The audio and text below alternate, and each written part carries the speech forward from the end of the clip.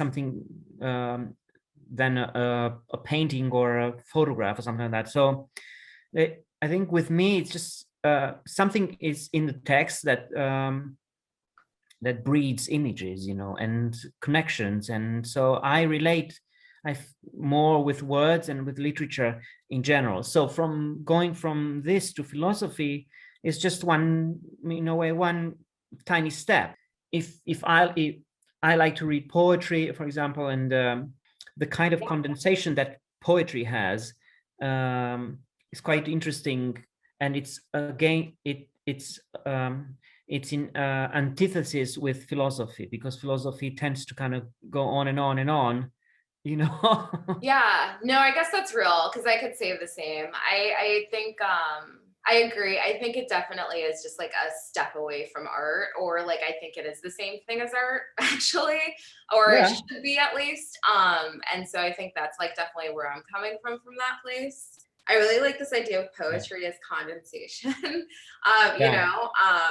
And I've been really into like I just started reading or reading more like concrete poetry in the way that they use like the page. Yeah, so we also had Franco Bifo. You know who Franco Bifo is? He's I didn't know until I read in class, but he is like a theorist. And we were asking a question about like, in response to something he wrote, and his answer was that poetry was like going to save the world. Or like it was computing. It was like, what is computing? And computing is like moving in this one way, and like we don't have to do that. Like poetry is like the opposite of that, or like when computing ends, like we move into poetry. So when we stop going like, this button does this and this button does that, and we start like, like messing with everything, then that's poetry. And that is like, the thing that we will get to eventually, or the it's where we should go next, which is interesting. Yeah, I'm into this idea of exhaustion in terms of like thoughts, and I know you're really into like failure too, I remember that. Yeah, and I'm really into that. I was really excited that we got paired together, because also very into this idea of like exhaustion, and also like that piece I showed you earlier has like the Symbionese Liberation Army, which is like a field movement, and I love field movements. Like I can't get it. Like I think that there's so much that like poetic like material or like ideas, and like all these great ideas that are just like overlooked, like relating back to like that high project. So yeah, like the phoenix from the ashes kind of thing. Right. Are you using, let's say, or are you kind of engaging or throwing yourself in this kind of space of exhaustion when you perform, for example? For me, exhaustion, like it came from a place of this idea of like normalization, and then like once, what's on the margins of that, or the peripherals of normalization. And I think that's where exhaustion comes into play. Like once we get tired of looking at one thing, or once we're like bored, or like we are zoned out, or in that place where we don't see it, then we like start, like I think our human nature like wants to seek out different things or new things and get like, novelty, or like a new experience, or a new read. And I think that's where it is for me in terms of exhaustion. Yeah. Even like, yeah, definitely. So I guess it's a time conversation still. Yeah. Yeah, I guess so too. I actually am interested in using this kind of the exhaustion as a technique in a way, or approach, or whatever as you want to call it. It's almost like I become more let's say confident and grounded when I'm more tired, which so maybe it's not difficult to probably explain why. I guess it's the fact that you just don't let yourself fall prey so much to the tension, that other people are looking at you and something like that. Yeah, you become like more present. Is that it? Yeah, I think so. Yeah, it's something like that, Yeah, it really happens. It's you have control of the body to a, but but at the same time you don't really have so much, because the inertia, and the so the repetition and the it takes a toll.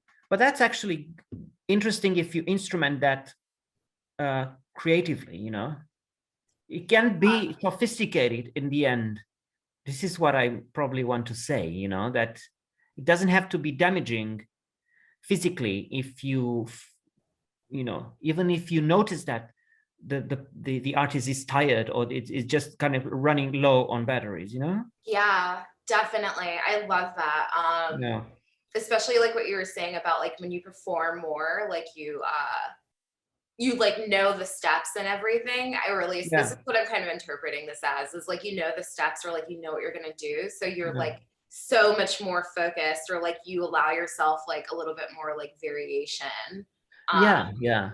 When we get to that place where we're more controlled, like we're super controlled, but also like that allows us to be looser. Yeah. Have Yeah, you, and I guess it also allows the public and and the viewer to see to access differently. well, just this idea of redefining things also is really interesting, like Mhm. exhaustion, or like Alzheimer's, or like in that case, Yeah.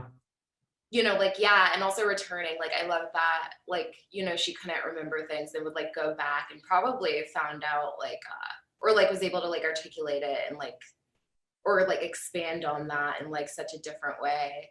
um yeah, also language, I don't know, it's just making me think about language when you talk Mhm. about that. Well, I mean, obviously, but also just like in a broader sense, in terms of like language leading to, or like language, like I was listening to like something about like smell and COVID, and how like their tests, like they were asking people, like they were describing certain they asked people that lost their sense of smell to describe, like they got it back but it was like messed up, and so they were asking them to describe certain foods using language that only people that had sense of smell had defined the food as, or what they thought it would be, Yeah. as opposed to like what their actual experience was. And Yeah.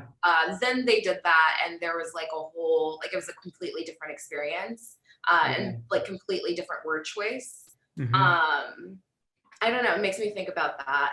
But also, and tell me this might be like, I don't think so because I've seen your work, but Bondage, it reminds me of Bondage a little bit too, like in terms of that like bond, or like bondage, or like, being bound, making you more present or aware.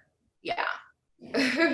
Yeah, it's interesting how you associated bondage with the idea of being bound, Hmm.